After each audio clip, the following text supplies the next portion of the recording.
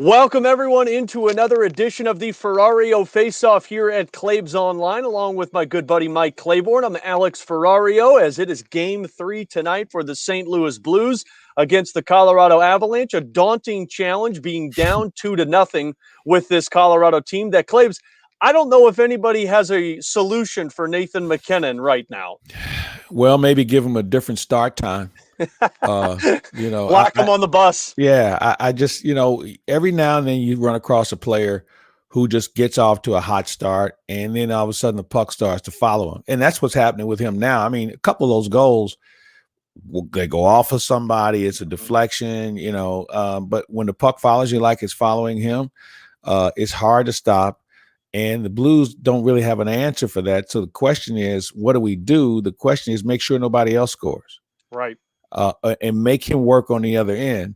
And that's something that the Blues haven't been able to do. But, Alex, I'm one of those guys who believes whether it's the Blues being up by 2 or down by 2, I don't think series start until Game 3. I agree. With regard to you going to the other person's building and just trying to see if you can keep the momentum going or can you change the momentum. So tonight, I think, is going to be something that we'll find out the character of what the St. Louis Blues are all about, and we'll find out if Colorado has the grit to fight through whatever the Blues throw up against them. Yeah, and I want to get to that character part in a minute, Claves, but back to Nathan MacKinnon. 2 of those 3 goals that he scores, of course, the one being a hat trick, but the other 2 goals that he scores, they were scored because of bodies in front of the net. Yeah. If you go and look at those goals, I mean, Nathan MacKinnon takes shots from the blue line, which, look, the guy has a rifle when he shoots the puck, but there were 3 bodies in front of the net, and one of those bodies was a defenseman for the Blues. Like, you can't be overpowered and overmatched by bodies in front of the net. I mean, you get Gabriel Landeskog taking the eyes away from Jordan Binnington. You get Jonas Donskoy getting a tip on goal, 2 tips actually in that game. The Blues have to find a way to be more physical and get those guys out of the crease because those guys are going unscathed. Well, you're right, and this is the difference when people talk about, these guys are Stanley Cup champions. Well, the Stanley Cup champions don't have any of these guys that weren't any of these guys on their blue line, Right. with the exception of Parayko. And Parayko, as we know, is not what you call a physical defenseman, but they knew how to position themselves to give their goalie a look. These guys that are out there now, either because of lack of experience or just lack of skill, aren't getting it done. And hence the reason why Binnington's getting beat on goals that he never even sees a shot. And they've got to figure that out, and they don't have a lot of time to do it. And it doesn't mean that you have to cross-check a guy. It doesn't mean that you have to be able to give a guy a two-hander, but you have to be able to put yourself in a position to deny these guys spots on the ice where they can set up shop. And they just haven't done it. Maybe they're just not physical enough, but they're going to have to figure it out here soon. Well, and you got to make them regret going to the front of the net, right? Like if you go back to that make them pay the price. You're right. Right. Like back in 18 and 19. And look, at the time, Joel Edmondson was there. Robert Bortuzzo was, of course, part of it, and Carl Gunnarsson as well. And then you got Petro and Bouwmeester. But like you make those guys regret going to the front of the net. Like I specifically remember against the Dallas Stars, Jamie Benn tried to set up shop there an awful lot, but it would be Pietrangelo or Edmondson or somebody coming through, giving them a little shove to the back that says, if you're going to get this, you're going to work for it. But Jeremy Rutherford had a piece in The Athletic a couple of days ago, and he interviewed a former NHL defenseman, Curtis Foster, and he sent basically video to Foster of the Blues game 1, and Foster gave him the quote that said, look, Gabriel Landeskog scoring a goal, and he's not taking any skin for it. That, in my opinion, is the problem. No, you're right. I'm as you mentioned that, I'm trying to figure out who Curtis Foster is. I've never heard of him. He was all over the place. But I do agree with Curtis, former National Hockey Leaguer that I don't remember. Claims, I promise I didn't make him up. But the point is they've got to figure out a way to get it done. And they know how. It's just a matter of execution. But, this is going to be a tough task. I mean, you don't have 2 of your top players that you're really counting on. And we haven't heard anything on Bortuzzo. The way Justin Falk looked, I'd be shocked if he was able to dress out. Yeah. So what do? Then you're throwing out some guys who don't have enough experience. But you know what? It's a National Hockey League, and sometimes you have to learn on the job. So they have their work cut out for them, man. Yeah. That's all you can say. They do. But here's the other thing. And I used the word character earlier. This is a team to me that's been character challenged all year with all the challenges that have been presented to them. And the times you think they would respond, they don't. And this is another one that we're going to see. I really, quite honestly, don't expect them to respond because they haven't shown it in more dire situations during the course of the season. Well, and that's the difference. I mean, you go back 2 years ago, they felt like they had something to prove when they were the worst team in the NHL and Craig Berube took over. You go to last season, Claibs, they felt like they had something to prove in the regular season because everyone said that it was a fluke that they won the Stanley Cup and they win their division. This season, they have been struggling with that because, you look at the Bobby Plager passing. That was a moment you kind of expected them to respond. And oh my God, what an embarrassment. Yeah, they didn't come out with any fire in that one other than Braden Shin, who dropped the mitts in the face-off. But there have been occurrences this season where, Jordan Binnington has tried to light a fire with this team and they've come out and won those hockey games. I think this is the true test of the character of this team tonight. Because if I'm Doug Armstrong and I'm looking at this roster and saying, okay, I gave this championship window 5 years and this is year number 3 for us, you got to go out there and show Doug Armstrong that this is a championship caliber squad. And I think you do that in game 3 when you're down 2-0. No, you're right. And I just don't know. Yeah. You watch the fire and, there's a half a dozen guys who show up, Kyle Clifford. Well, you're looking at Kyle Clifford being one of the most committed guys, and maybe because he's been a champion and he understands this better than some other guys. But you don't have enough guys that really want to be committed. And that doesn't mean fighting. That means playing the body. That means, making an extra check, standing in front of a guy, making sure you deny him a spot on the ice. The little things that we don't see enough guys doing. I mean, think about the goals that the Blues score compared to Colorado. Colorado's goals have all been scored within home plate, that area around the net. The Blues goals, well, they just, they've been more luck than skill. Because nobody's been committed to going to the net hard and drawing penalties and things of that nature. So I don't know what Craig Berube says other than this, and I'll ask you this question.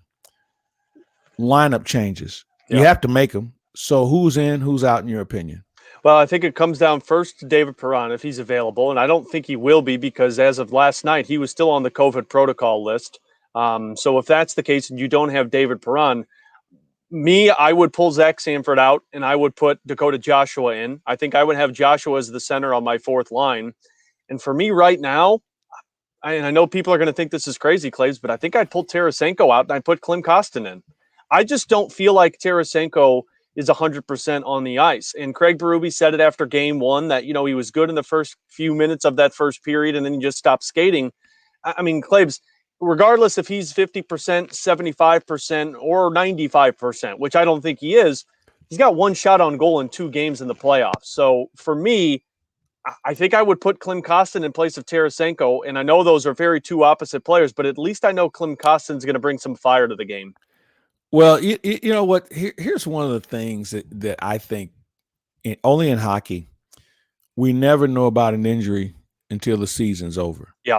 And while we may wonder and we may criticize and question a player because we think he should be better, and then we find out later, well, he was playing with a broken neck or, he was playing with a half a hand or something. His shoulder's been hanging off of exactly. the bone. Everybody's got these blood and gut stories, to kind of justify why a guy was not as good as you expect him to be. I don't believe that anymore. I think that's too easy of an excuse. Mm-hmm. And I'll never forget, there was a time when Brett Hull was not playing well in playoffs. And a player was telling me, well, he's hurt. I'm like, really? And so I went to Hully and asked him, I said, how serious is your injury? He said, what injury? He said, I was just horse shit.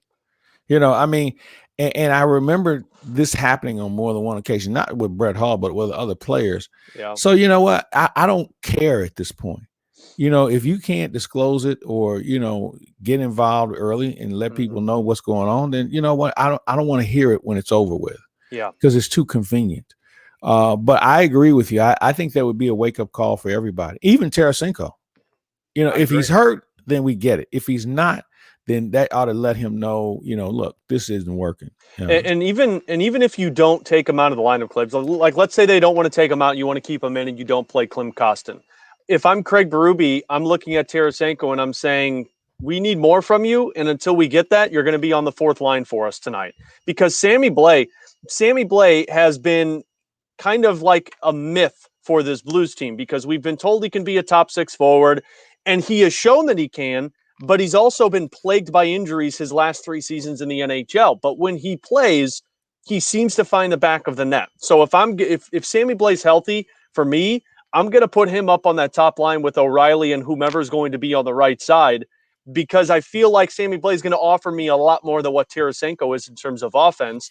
And for me, also, I'm putting Braden Shen in the center position. I think we talked about this the other day, but Braden Shen is better as the center position. And when Craig Berube went back to short Shen and Tarasenko the other night in game number 2, that was a very noticeable line on the ice.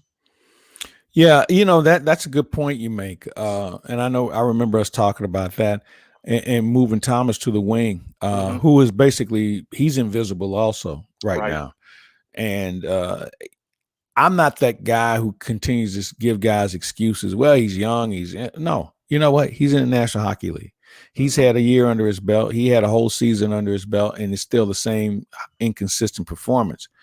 But you have to do something that's eye-catching, but not over-dramatic as far as your lineup. But I agree with the two insertions you think should work tonight or could work tonight. Now, what do you do about the blue line? What happens if you're out without Bertuzzo and Falk? Boy, you're at a position where there's nothing you can do. I mean, Jake Wallman's unavailable because he's still on the COVID protocol list, much like David Perron. And Craig Berube said Wednesday night that Wallman wouldn't be ready Friday, even if he was off of that list. So he's out.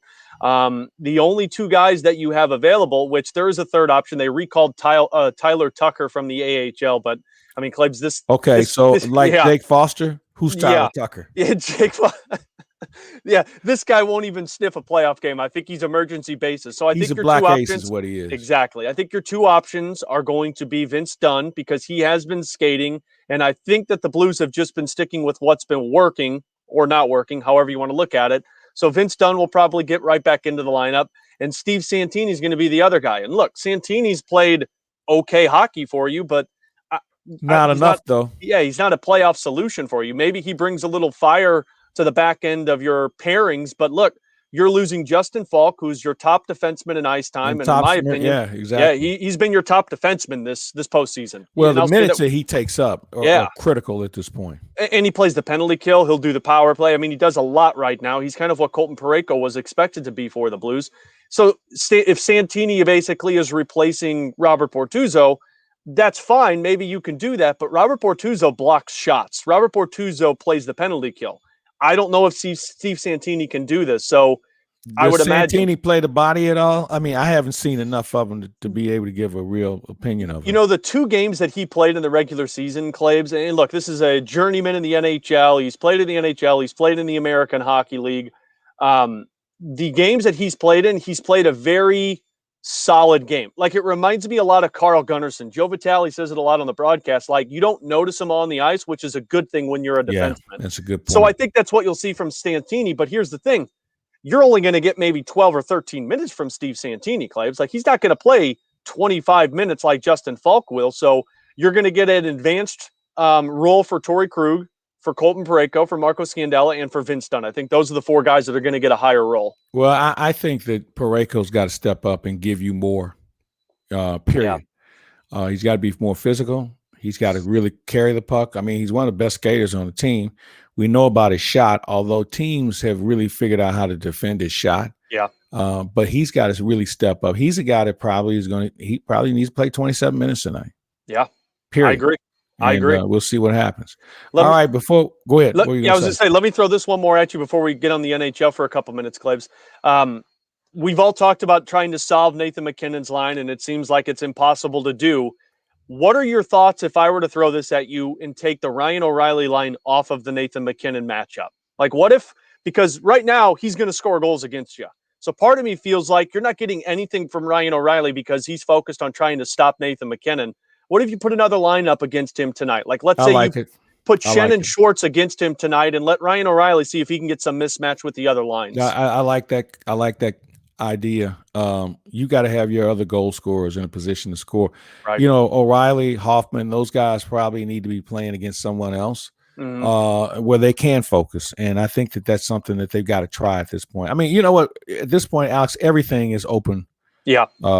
Everything is open for, trying something. So yeah, I like that. I like that idea because Ryan O'Reilly is still your best player. And you got to put your best player in a good position to do what he does best. And, while he could be a Selke trophy winner, I need him to be more of a goal scorer right now. So that's a great idea. I like it. And I hope we see it tonight. Me too.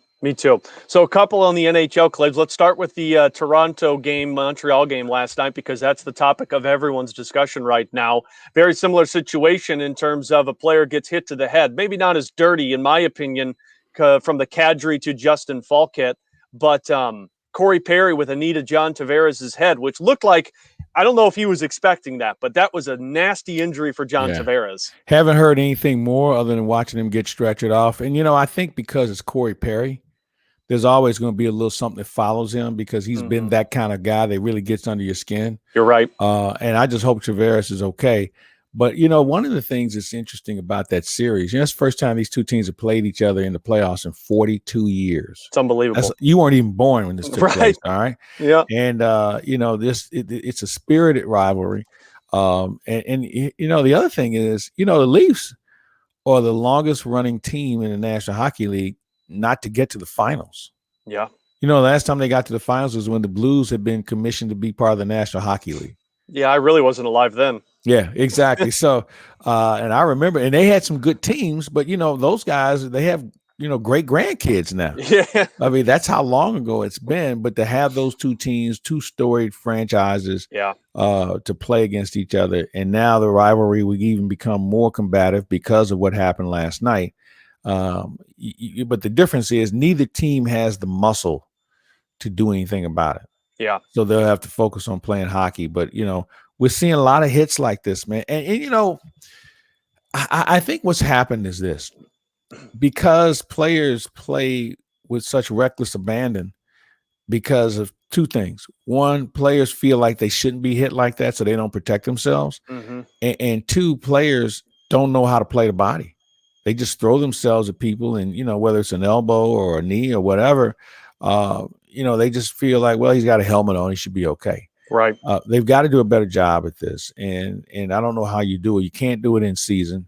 You can suspend the guy or whatever. But I think at the end of the year, everybody needs to sit down and just say, hey, boys, look, this is how it works. And I don't know if you show them a video, but I think the old school players, be it coaches or whatever, need to remind guys how this game works. Because now we're talking about threatening players' careers. Yeah. And I mean, I'm concerned about Bortuzzo with the amount of hits to the head he's taken in his career. Right. The next one could be his last one.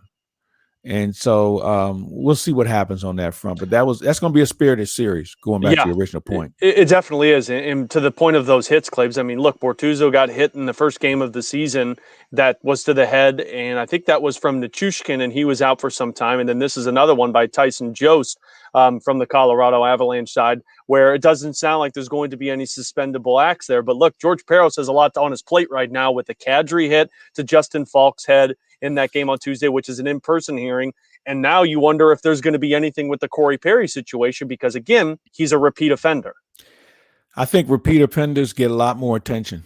I mean, look at Tom Wilson. If you throw the book at this guy, if you throw the book at Kadri or Perry, okay, so they're out for the series. Okay. But, the point is, you've lost a good player.